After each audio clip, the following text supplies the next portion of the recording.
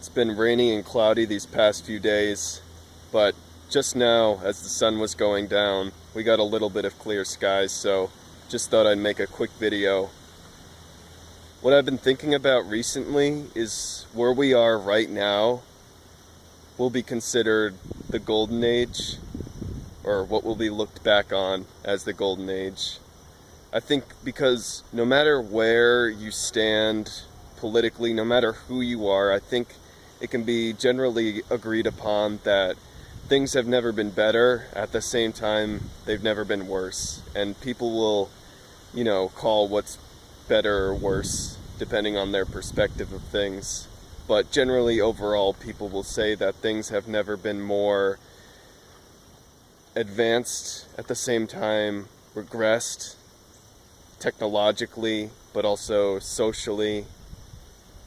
We are so connected, but in this time in history, we've never been more divided. I think also right now there's a war going on, but it's not like a physical war. It's more of an etherical war, a war fought on the internet or between minds, really. It's really a battle of people's opinions and what they think. I mean, you can see it really on any website, whether they censor things or not. It's like a battle almost between, oh, there's a car coming. Oh, sorry about that.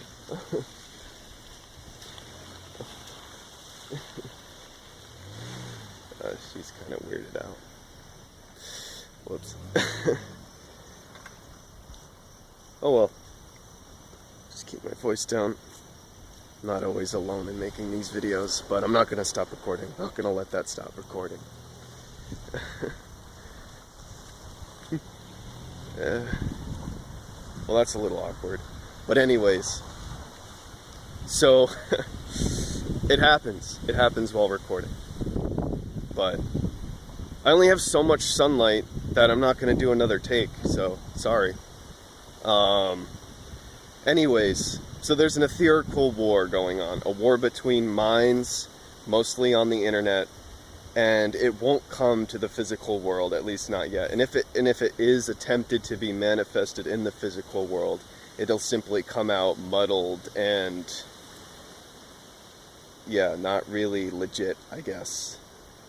So, really, it's a battle of the collective conscious grid, and the internet is like an extension of that. It's a realm that we can tap into in the physical realm that we can interact with and share ideas. So it's part of humanity's collective consciousness.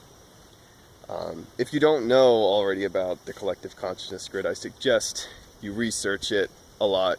That's also why I make subliminals on this channel, is because it's kind of the same concept. Well, collective consciousness, or also if you've ever looked into meme magic, like you'll see just a little backstory.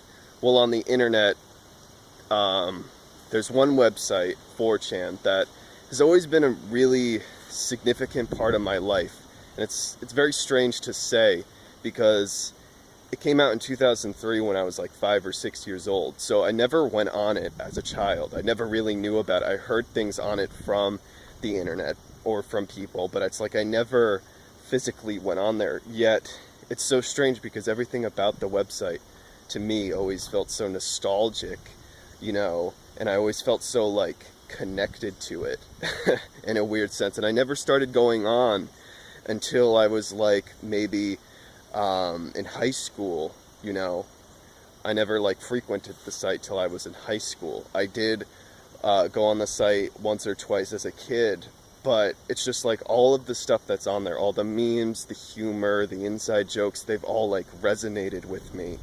So it's almost as if, and even when I'm not on the internet, just like living out my daily life, sometimes something will pop into my head, and when I go browse the internet later, I'll later like see that exact picture or someone talking about it. So it's almost like I feel like I'm telepathically connected or receiving like, transmissions or just like visualizing things in my mind. But anyways, so on 4chan, There's one particular meme, Pepe the frog, and it's just a cartoon frog from a comic this guy made. He made all these characters in an from an LSD trip he had. But one particular character was used as a reaction face and just, you know, constantly posted on the site.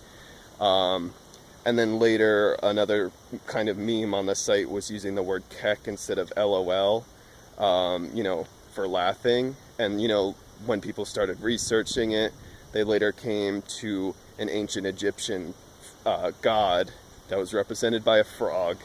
And so people kind of put two and two together. And so, like, also, nothing is random in the universe. Everything that has happened will, you know, come back around. Nothing is a coincidence. It's all meant to be, all within the flows of causality.